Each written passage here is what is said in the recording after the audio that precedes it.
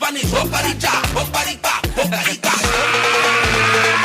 am the ladies man, everybody is talking about. I love the way you shake that thing, now moving up and down. Make you go and crazy, like London Bridges falling down. DJ, hey, you wait, so different, okay. It's time to concentrate. Sacrament driver, but not just your brain, not concentrate. Every Tyler, it's above the law. But I got what you do, and you can never pick it up. Never ever use your creative power. Citi 97.3. Accra. Citi Prime News at 12 midday. Update you on all the running stories and connects you to the newsmakers. Citi News.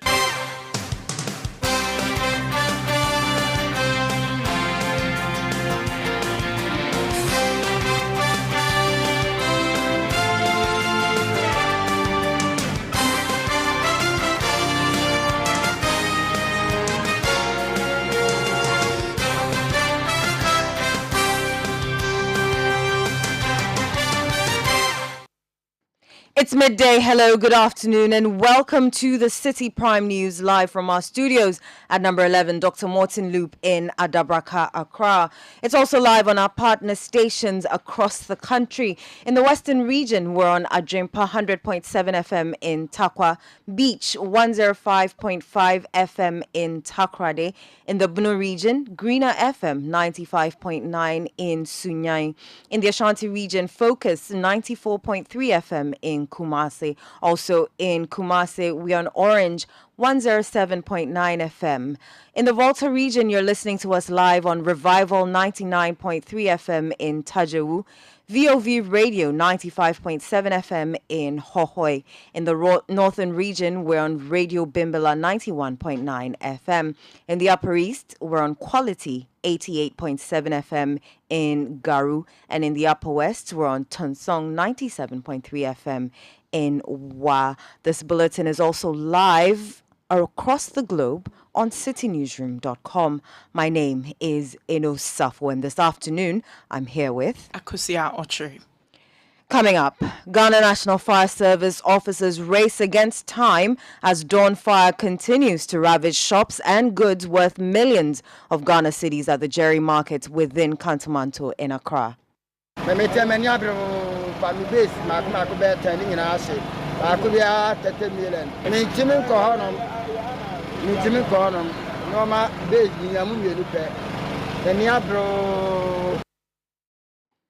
Still ahead in the bulletin, Ghana Registered Nurses and Midwives Association threatened to strike within 72 hours if the Ashanti Regional Director for the National Service Scheme is not relieved of his post. If this is not done, we are going to withdraw our services at Menchia Hospital. Over 60 drivers arrested in the eastern region for failing to ensure their vehicles, and later, barbers and saloon owners decry impact of economic challenges on their operations. In terms of attendance, as in we receiving customers, we've lost about 50% of our customers. So wow. we give them a call and they give excuses of we'll come, but we don't see them. All that and more on the Citi Prime News. Citi Prime News at 12 midday. Update you on all the running stories and connects you to the newsmakers. Thanks for joining us. Let's start from here. Fire has ravaged several shops at Kantamanto in Accra. The inferno, which started around 5 a.m. this morning, razed through hundreds of sheds at the Jerry Market within the central business district while destroying wares running into millions of Ghana cedis. A combined force of fire service, military, police, and the National Disaster Management Organization are on site to douse the fire, which is still alive 6 hours on. Some of the victims of the devastation have been speaking to Citi News. As I'm sitting here, all my goods have been ravaged by fire. I have not been able to go in and check for myself, but everything is burnt. One bill is 3,000 Ghana cedis. We work with loans at this point, and we need government's intervention. I think so. Huge one, a bit The Ghana Fire Service needs to be better equipped to fight these kinds of fires. They have been unable to completely douse it since dawn.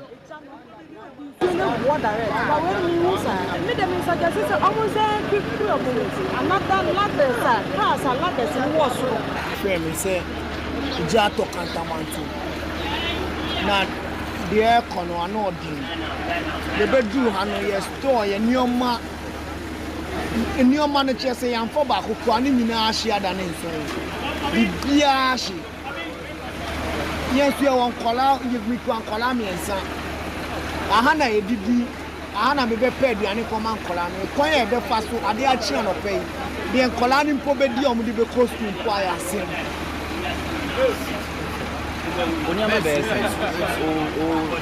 Just this morning, I was informed that Kantamanto is on fire. I have lost over 350 million Ghana cedis. How will I survive? We need government intervention. How will my family survive this?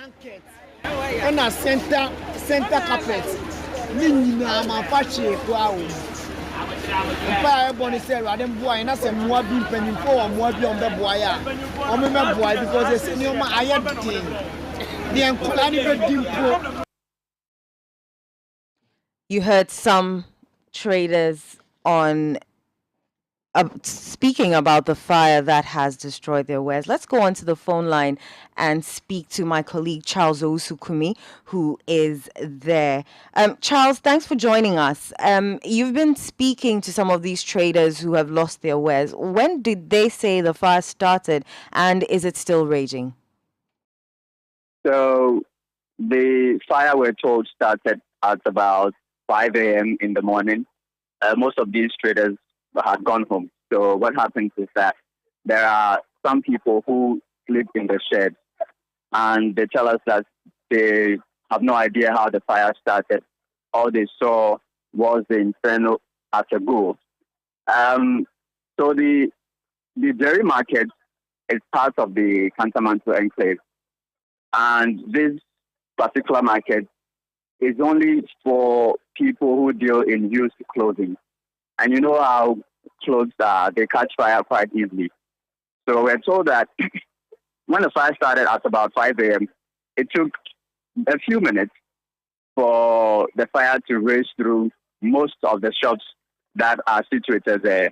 Some of the women who are yet to go in to assess the situation tell us that they believe that they've lost almost everything. And we've gone in and we've seen the kind of devastation. There's absolutely nothing that we believe can be salvaged from the fire. Almost everything there is gone. Around the railway area, there are hundreds of sheds, hundreds of them. And the market women tell us that a bale of used clothing, which is costing about 5,700 cedis, and most of them have about 50, 20, 30 of them. And they are just now counting their losses because they say they have nothing to do. We ask them if they have insurance and if they have any other cover. They say they have not engaged in insurance companies yet. And so what they have is what they have. They don't rely on any insurance. And that's just the situation here this morning. All right, Charles, what have the efforts from the Ghana National Fire Service been like?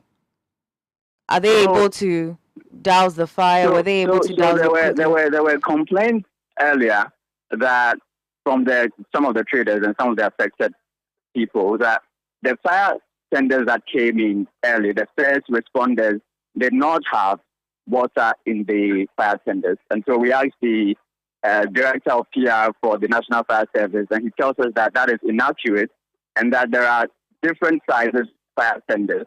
And so a smaller one came in the morning, and it took no time for the water in the fire tender to get finished, and that's why they had to go back.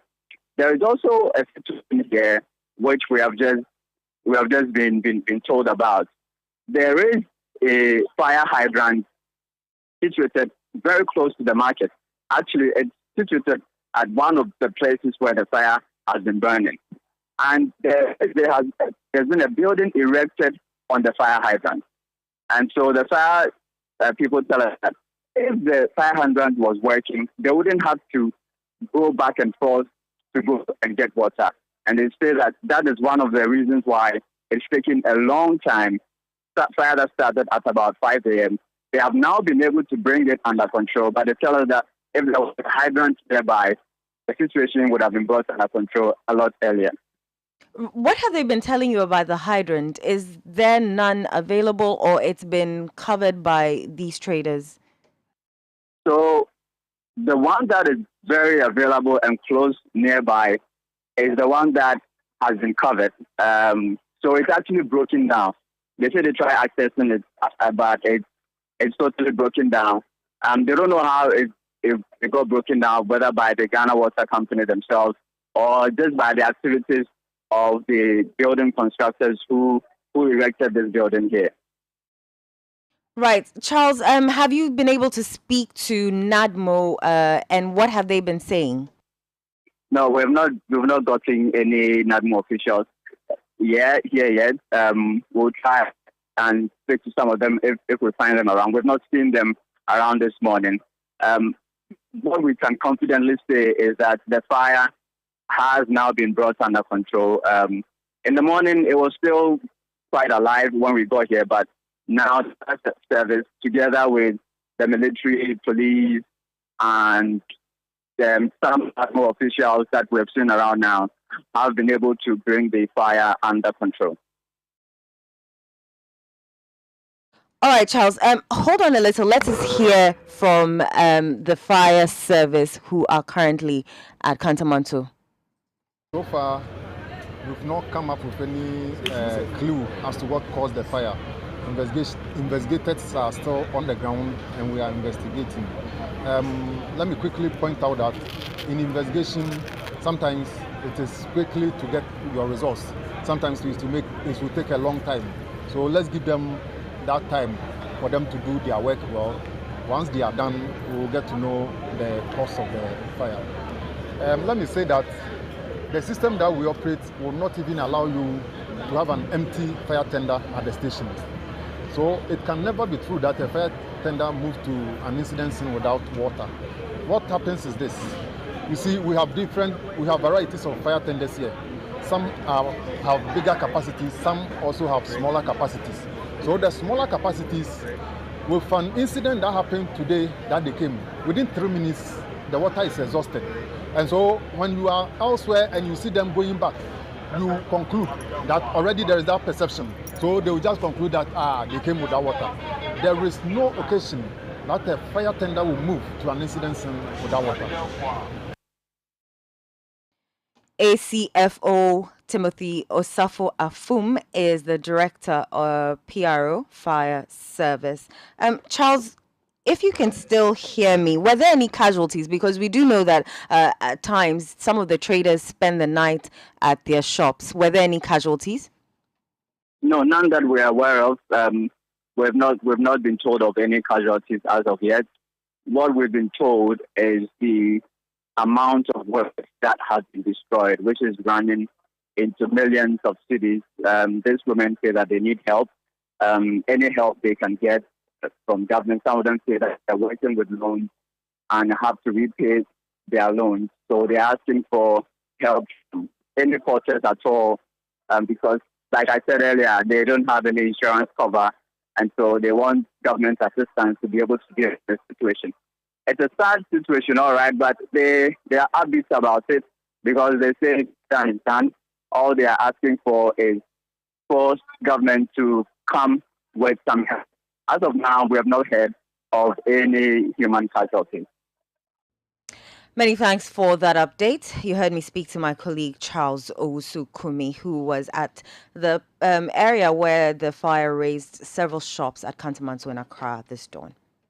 Now, away from that, members of the Ghana Registered Nurses and Midwives Association are threatening to embark on an industrial action if the Ashanti Regional Director for the National Service Scheme, Alex Opoku-Mensah is not sacked within 72 hours rather. Mr. Opoku-Mensah was captured in a video verbally assaulting a nurse at the Menchia District Hospital for allegedly intimidating his daughter. Speaking to City News, the Ashanti Regional Vice Chairman of the Ghana Registered Nurses and Midwives, Philemon Edu Brepong, called on the authorities to take action against the director. And if this is not done, we are going to withdraw our services at Menchia Hospital. And it's not going to end there until the man is sacked. From Menchia Hospital, KMA will withdraw their service. Kumasi will withdraw. Ashanti region will withdraw until it escalates to national. So we want midwives, nurses at Menchia Hospital to remain calm. We also stay to the management of Menchia Government Hospital to school the medical officer involved. We as nurses, we perform a lot of roles, and one of these key functions is to be a patient advocate. So if a nurse is advocating for a patient, it's in her right, it's in her jurisdiction, it's in her professional ethics to do so. So this is uncalled for. What the medical officer did, what her father has done, is unacceptable. He added that following the abuse on the nurse, the association is set to take a legal action against Alex Opoku-Mensah. We are also taking measures to report this case to the police because the lady has been abused, and we are not ending it, not just sacking of the director, but we're also reporting it to the police. So if all legal actions can be taken against him. What exactly are you reporting to the police? Abuse, verbal abuse, and assault. And what are you seeking? What the law will prescribe when somebody is abused. Ashanti Regional Vice Chairman of the Ghana Registered Nurses and Midwives Association, Philemon Edu Brepong. This is still the Citi Prime News right here on 97.3 Citi FM. Stories we've been bringing you. Ghana National Fire Service officers race against time as dawn fire continues to ravage shops and goods worth millions of Ghana cedis at the Jerry Market within Kantamanto in Accra. We spoke to our correspondent who said that they have been able to bring the fire under control, but it still rages on. We also brought you Ghana Registered Nurses and Midwives Association threatened to strike within 72 hours if the Ashanti Regional Director for the National Service Scheme is not relieved of his post, and over 60 drivers arrested in the Eastern region for failing to insure their vehicles. We'll also bring you a story where barbers and saloon owners are decrying the impact of the economic challenges on their operations.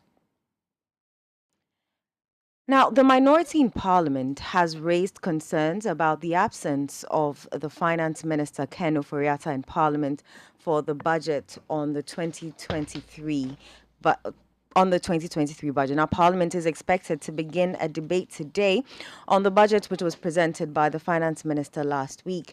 But ahead of the debate, most members of Parliament of the Majority Caucus are not in the chamber to participate in the debate.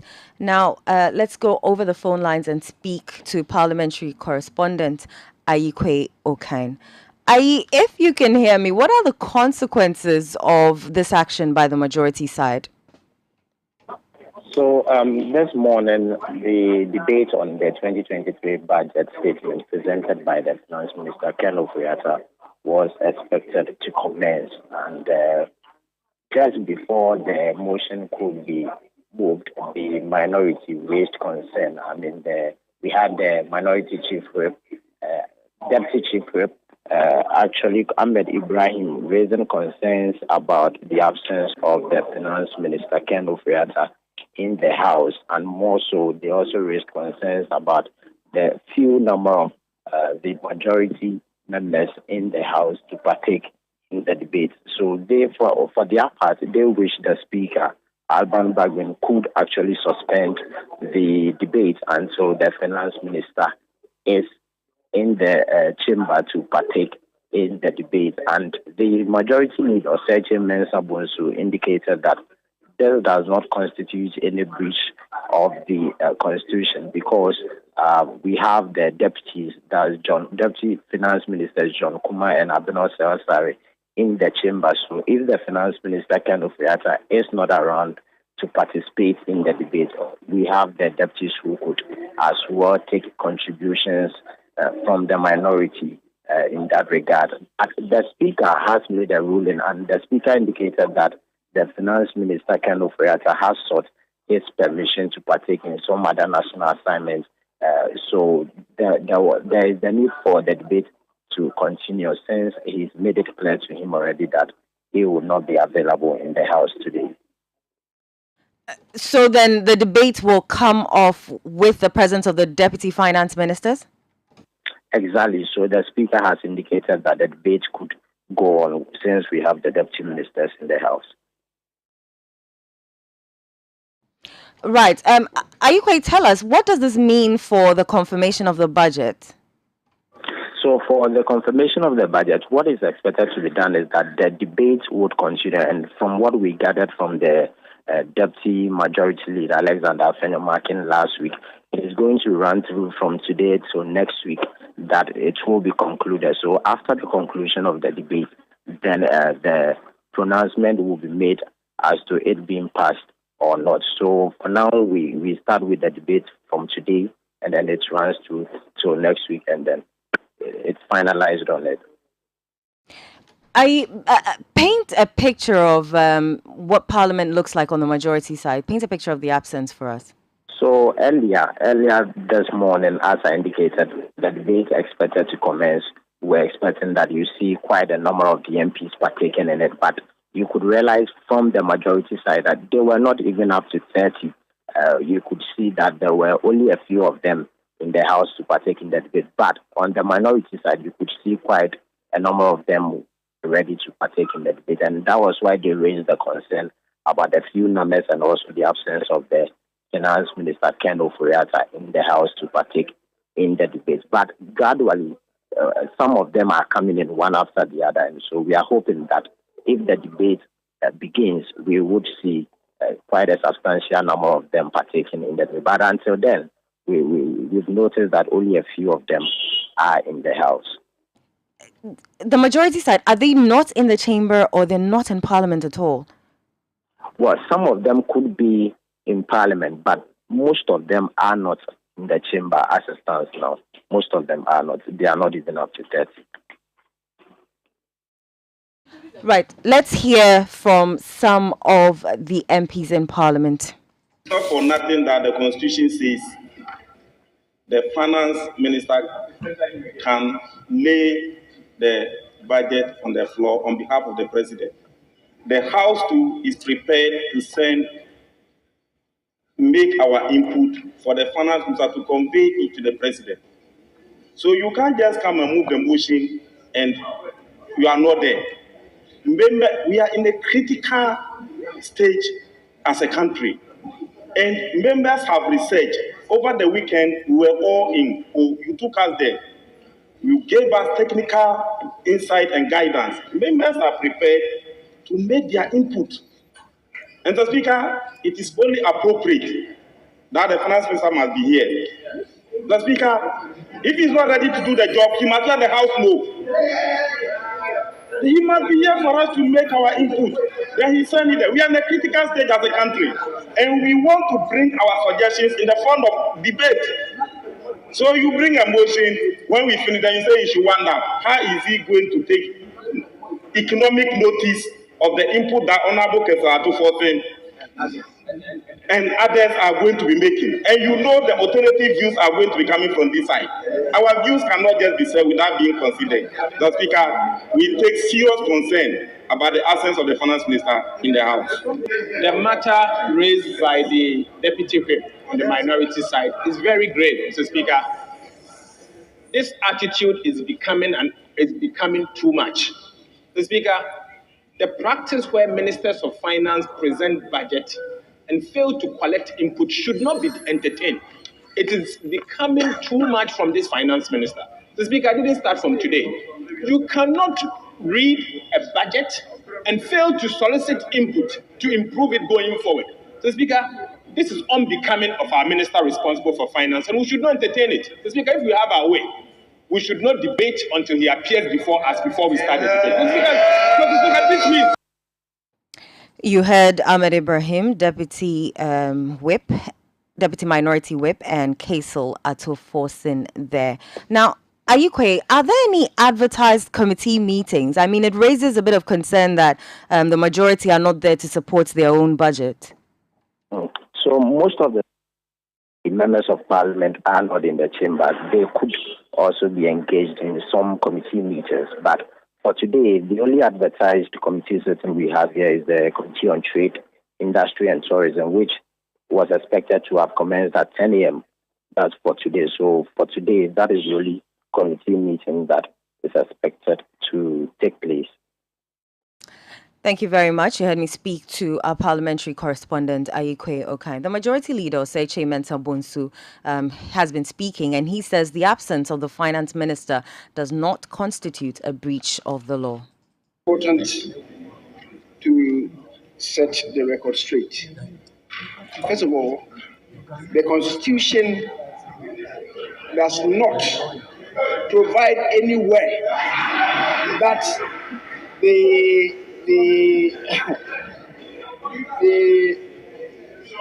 budget statement and economic policy should be submitted to this House by the Minister of Finance. You are totally wrong. The Constitution does not say that anywhere. Mr. Speaker, Article 179. Article 179 of the Constitution provides the President shall cause to be prepared and laid before Parliament at least 1 month before the end of the financial year estimates of the revenues and expenditure of government of Ghana for the following financial year. That's all that it says. It doesn't mention the minister responsible for finance. The President can choose to send any minister to represent him here in the House. You heard Majority Leader Oseche Mensah Bonsu. This is still the Citi Prime News live on 97.3 Citi FM. Still to come, over 60 drivers arrested in the eastern region for failing to insure their vehicles. We'll bring you that story and others in our bulletin. Citi Prime News at 12 midday. Update you on all the running stories and connect you to the newsmakers. Afiwe, Black Stars fans say attempt team selection. Na coaching ejumanen swe. Hey, na Black Stars bit maybe be. Sakasa nanso. No negative talk. Positive talking kwa. Momayen kamum. Qatar 2022 way. Na yenta Black Stars echi. DSTV the 64 matches ni na be bro with DSTV compact so. For 169 Ghana cedis beji decoder and the year. Ghana, it's our moment. Now Jordan, are you correct? Hey, Masa. Yejai. Fine, anyone can become the house. Oh, wow. Yeah, anyone. Whether market woman, student, professional, even fisherman or hustler. You go play the real estate. What do you get when you mix the best DJs in the country, the most amazing live band sets, delicious cocktails, and wonderful food? Back-to-back hit music from Ghana's finest group, Prayer, and being serenaded by the brilliantly talented Aquabua. The biggest outdoor party, of course. Situation 2022. Are you ready to party? We are changing the situation on December 24, 2022 with the biggest outdoor party in Accra. The Situation Outdoor Party 2022. Let's wrap up the year in style with the most epic party to end all parties this Christmas Eve with Situation. You're welcome back.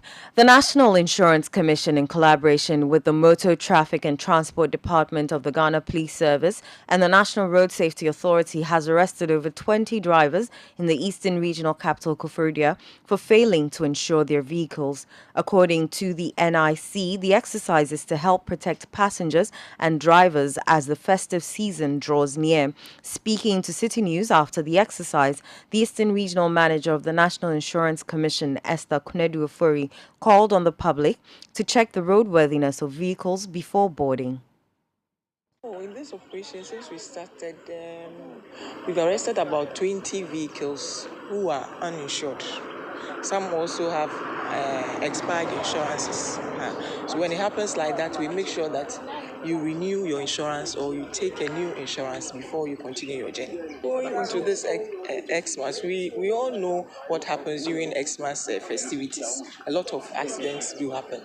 But the advice we are giving to all the public is that, or all passengers, is that they should make sure that before they board any vehicle, they should check the genuineness of the insurance covering the vehicle by dialing star 920 star 57 hash. You enter the vehicle registration number, you get a response from NIC that the vehicle is genuinely insured. When it happens like that, you have your peace of mind that in case anything happens on the road, you are covered. The insurance company will pay your claims for you. You heard the Eastern Regional Manager of the National Insurance Commission, Esther Kunedu Ofori. The Eastern Regional MTTD Commander, Chief Superintendent Stephen Kofi Ahiatafu, in an interview also bemoaned the low level of compliance with road traffic regulations. It's amazing that, or surprising that anytime we conduct this quarterly exercise, a lot of drivers on the road do not have insurance.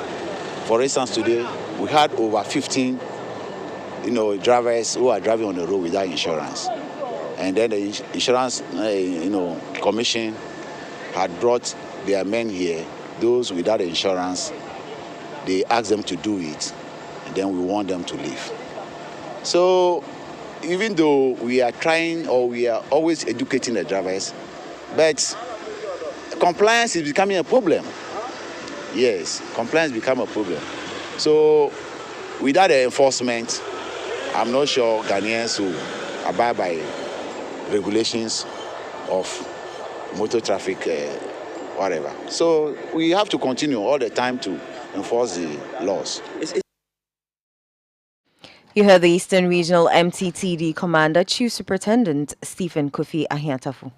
Let's take you to other stories because the organized labor has rejected claims it has been insensitive with the demand for a 60% increase in base pay for public sector workers. The government's negotiation with the organized labor over a new base pay has been suspended after both parties failed to reach a consensus. While organized labor is demanding 60%, government says it can only offer 15%. Many have accused the labor unions of being insensitive considering the current economic hardship. But Secretary General of the Trades Union Congress, Dr. Yao Ban, thinks otherwise. On top of that, based on some understanding we reached in 2010, which was implemented in 2010, 2011, 2012, we want government to, on top of that, put 10% more. And that will send it to about 44%. On top of that, government has already given us a COLA of 15%. We are saying that that COLA must be maintained. If you put all this together, it comes to 59.6%. And that is about 60%. And that is the basis for our 60% demand for public sector workers. But that is not all. But the idea is that we are in a crisis period. And public sector workers are the ones providing services for over 30 million Ghanaians. We want these people who are working so hard to continue to work hard. That is the only way we can recover. And we are asking for this incentive and motivation for the workers. And that is why we are asking for this. So let no one say that this is unreasonable. Let no one say that organized labor, we are not being reasonable in a crisis period. In a crisis period, you need to motivate people who will work hard to get us out of the crisis. And that is why we are asking for the motivation. And we should always bear in mind that it is this 644,000 Ghanaians who are providing services for 30 million Ghanaians. And we are talking about the police service, the teachers, the nurses, and all other public sector workers. Secretary General of the Trades Union Congress, Dr. Yao Ban. The Allied Health Professions Council says the freeze on public sector employment may lead to a brain drain in the health sector.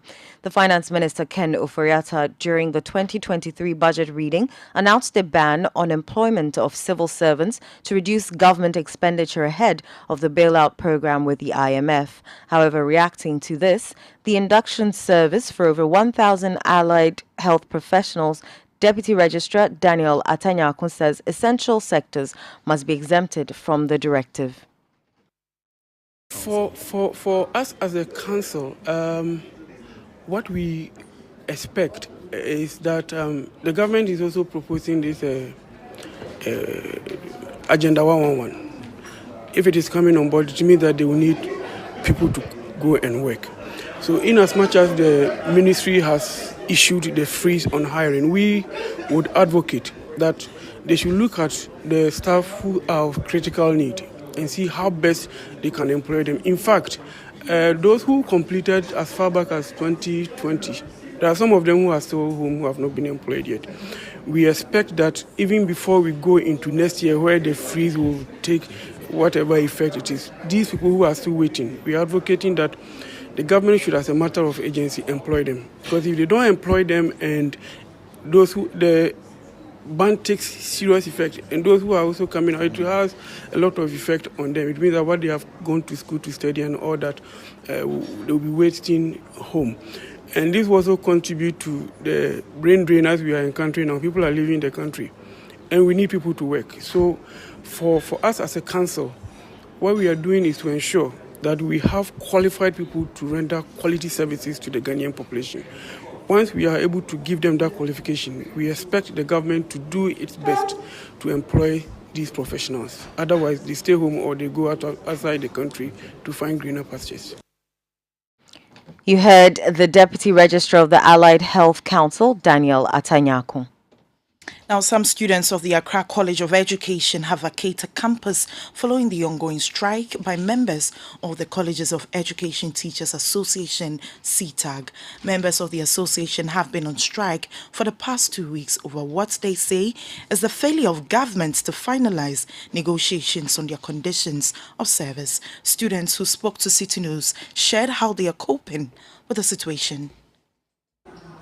All the tutors, majority of them are not on campus, so students do their personal studies, peer teaching, and some of the students, when they realize there is no teaching and learning, they go to the house.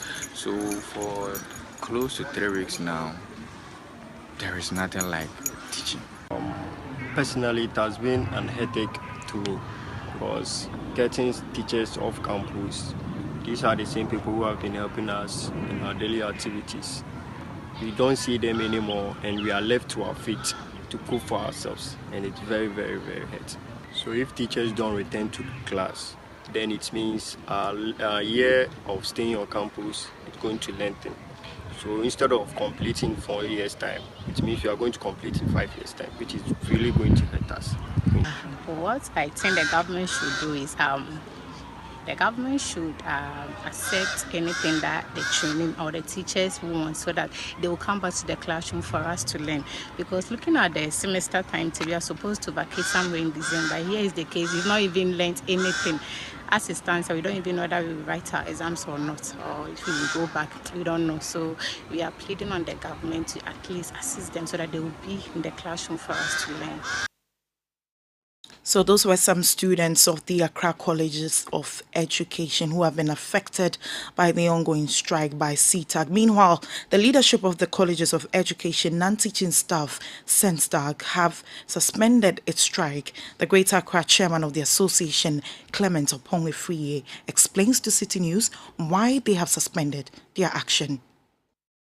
As subject to our previous strike, we were asking that government should place our senior staff B who were holding first degrees and have been placed on level 16 low should rather be placed on level 17 high, as it happens in analogous institutions.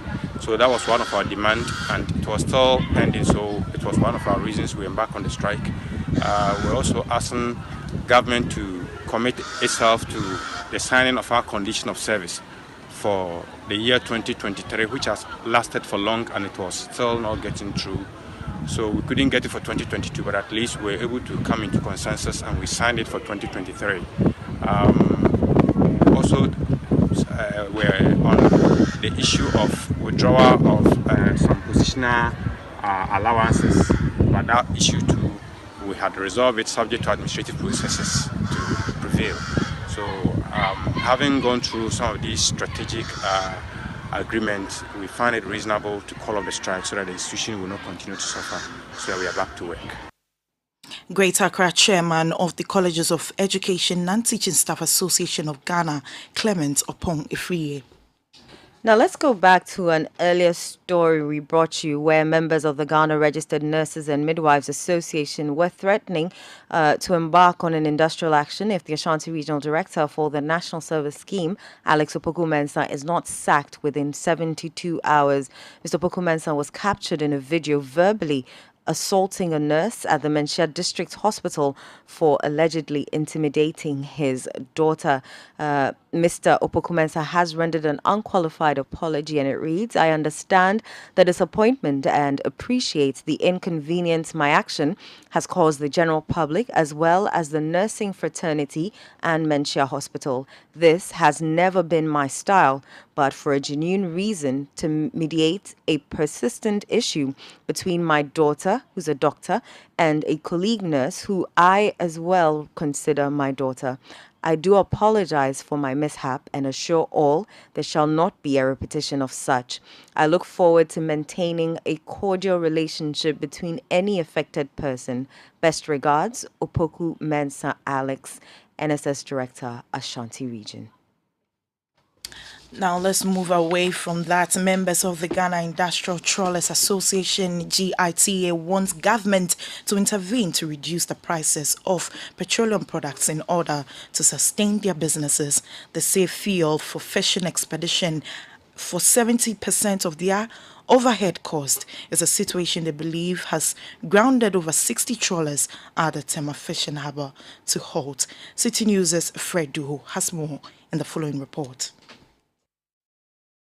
According to graphic reports, we understand that out of 76 commercial vessels, or in terms of trawlers, that goes on high seas to bring fish for our consumption, only 4 are currently operational, and that is some form of crisis at hand. So far, the amount of fish stock that normally comes from these trawlers has actually declined about 50%. The fisher folks here in Tema, in the fishing harbour, are basically complaining that certain things are not going right, and they believe if the government can intervene, especially with the fuel and then the forex exchange, that is really going to impact positively on how much we go out there to buy the fish for our consumption. It's now the turn of the market women who come here to purchase fish here in the market, basically before they take it to the bigger one to sell to the public.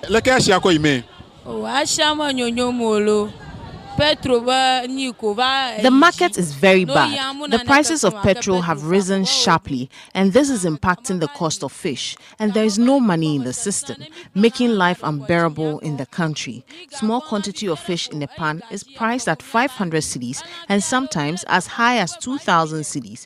We are only incurring loss.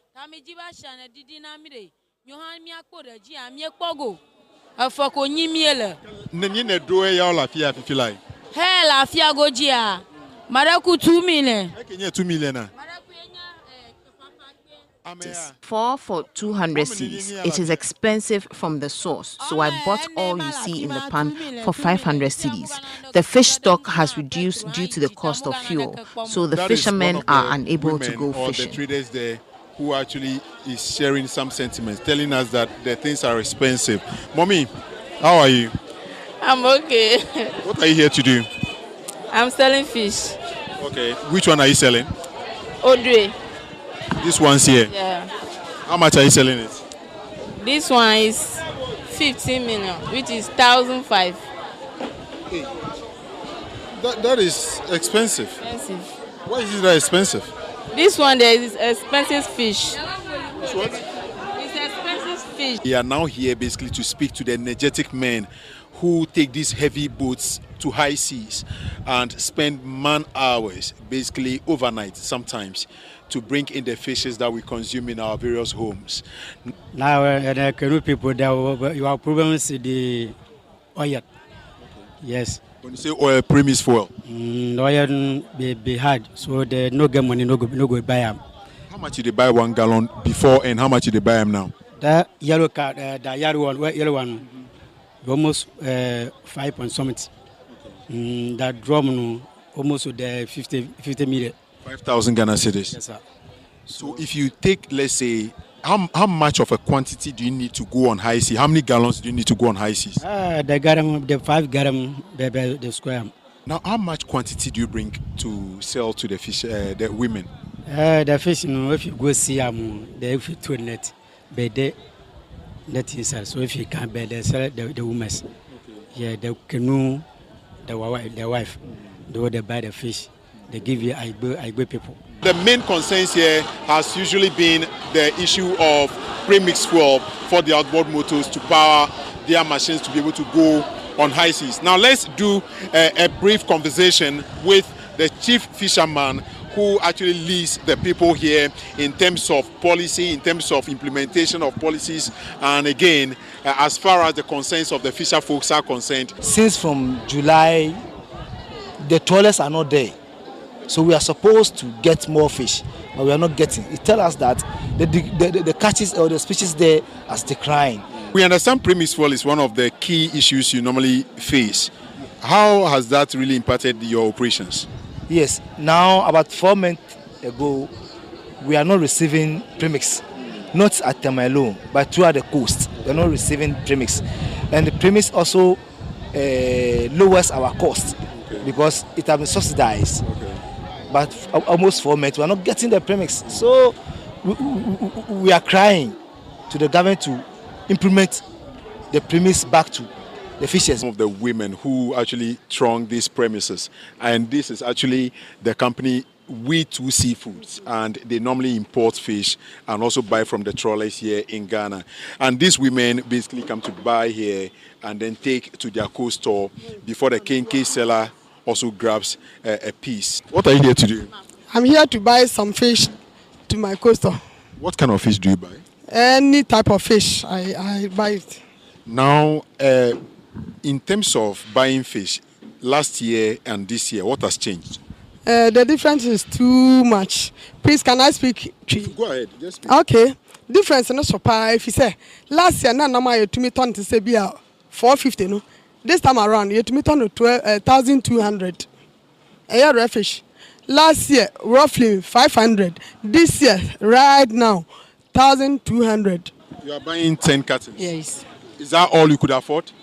Don't worry. Is that all you could afford? Yes, because the prices has gone up, so we can't buy printing now. How much is a carton? This one is 610. 610 cedis. Are you taking it to a co-store? You are selling to some occasion? Take it to my co-store. It's not easy to buy because they are increasing the fish too much. The industry now, because of the taxes that they put on the duty, and so anytime that you come back to buy to the industry to buy, and or you go to the co-store to buy, they're increasing the fish. Every blessed day, they increasing the fish. The price. The prices every day. Every day there is a they increase it. The money that they will be putting on to. It's not that just that small, the percentage is too much. We are still continuing the conversation around the fisheries industry, and we understand that a number of stakeholders are worried about the current happenings in the industry. We are currently at the National Fisheries Association of Ghana to speak to the General Secretary. From the close season, there's been a series of activities which also include the standard requirement by the Maritime Authority that has kept them off the vessel. Some of the vessels have started moving out. They want to deflag, take on some other national flags. So by January, we'll have a clearer picture as to exactly where we are in terms of the numbers that are eligible to fish. And so we can now then speak to the issues that, well, we only have 20 vessels that are fishing out of the 70. And what are the factors? Is it that they couldn't meet GMA standards? If they couldn't meet GMA standards, what do we do? Is it that they could not meet the gear requirement? Is that there are fuel issues that are in there? Because from January, some of the vessels were already not fishing because they could not buy fuel. Fuel is about 70% of operational cost. And so you go fishing today, you come tomorrow, and then the fuel prices are way up beyond what you you imagined, and then you are not able to bunker to go fishing. So fuel prices are also a factor. Now let's talk to the board chairman of the Trawlers Association and to give us some perspective as to what really is happening in the fishing industry as far as trawlers are concerned. We understand only 4 commercial trawlers out of 76 are currently operational. If you look at the cost build-up of all sectors, tuna, trawlers, canoe, inshore, one common denominator of a cost item makes it almost impossible for all sectors not to be profitable, and that's fuel. So if we address the issue of fuel, and sitting here, if you ask me what should be done, there are a few ideas that we float around. If we want to make price of fish a bit more affordable, then we should take a critical look at fuel. Because of the conditions in which we operate, is it possible for government to fix the SN rate at a particular rate? For me, you can define it or you can explain it, and the bottom line is somebody will have to pay for the difference. So it will still be the same subsidy. When the prices of fuel goes down, that will bring some respite to the fishermen, and that will really trickle down to how much that is going to be sold to them here in the fish market. My name is Fred Duho, reporting from Tema Fishing Yard for Citi News. And in the studios, my name is Enusafo, here with Akosia Ochre. You're still listening to the Citi Prime News live on 97.3 Citi FM. Still to come, barbers and saloon owners decry impact of economic challenges on their operations. Citi Prime News at 12 midday.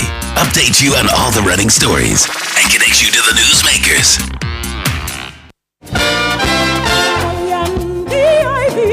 When they are both so grown, although the trees that are in the wood, the holly bears the crown. Are you ready to rock the Christmas?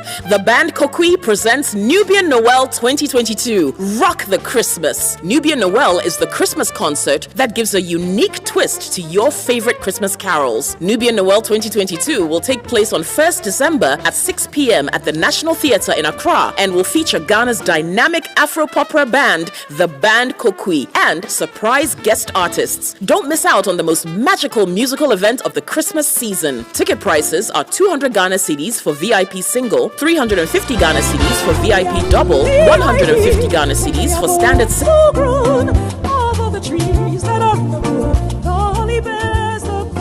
Are you ready to rock the Christmas? The band Kokui presents Nubian Noel 2022. Rock the Christmas. Nubian Noel is the Christmas concert that gives a unique twist to your favorite Christmas carols. Nubian Noel 2022 will take place on 1st December at 6 p.m. at the National Theatre in Accra and will feature Ghana's dynamic Afro-popera band, the band Kokui, and surprise guest artists. Don't miss out on the most magical musical event of the Christmas season. Ticket prices are 200 Ghana cedis for VIP single, 350 Ghana cedis for VIP double, 150 Ghana cedis for standard single, and 250 Ghana cedis for standard double. Call or WhatsApp 055-331-3102 or visit The Band Kokui on all social media platforms. Tickets are available at the Buka Restaurant in Osu. You're welcome back. Now, barbers and saloon owners are lamenting low patronage of their services due to recent economic challenges. According to them, the development has taken a significant toll on their revenue.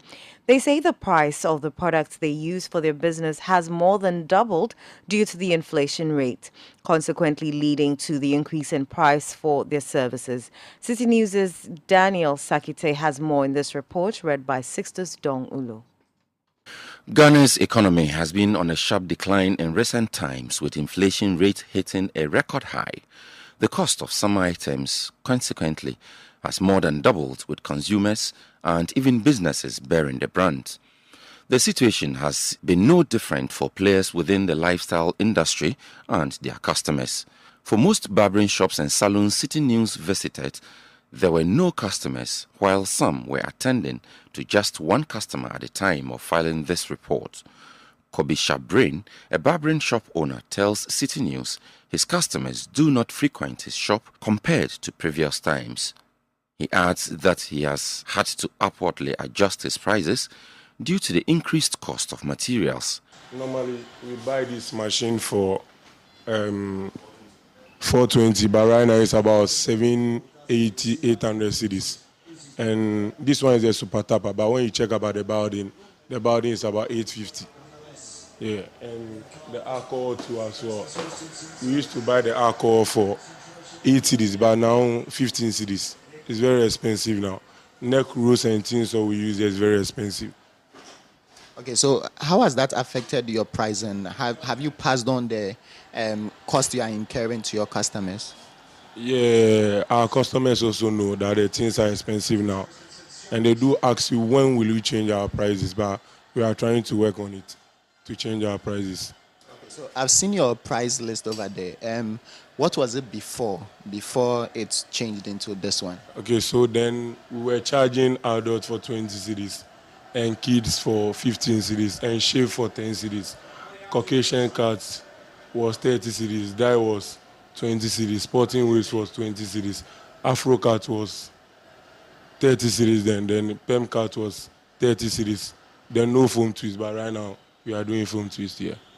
A worker at the shop laments that the reduction in the patronage of their services has resulted in reduced wages. Before then, I earned like 100 cedis to 150 cedis. Before then, but right now, like my lease is 30 cedis because I earned from 30 cedis to 70 cedis the high. But right now, 30 cedis, I can say 30 cedis. The CEO of Kisma Grooming and Spa, Mercy Kusi, revealed that she has lost about 50% of her customers. In terms of attendance, as in we receiving customers, we've lost about 50% of our customers. So wow. We give them a call and they give excuses of, we'll come, but we don't see them. We've been calling, we've been making several calls, but we still don't see them. About 50% of them. Hopefully by December, they will turn up. Hopefully. How has it been like over the years? Has there been an astronomical change or it's still the same? No, it's not. It's not. It's increased and it's been increasing over months. And unfortunately for the service providing industry like us, we couldn't increase according to the product increment. Please jiggle me.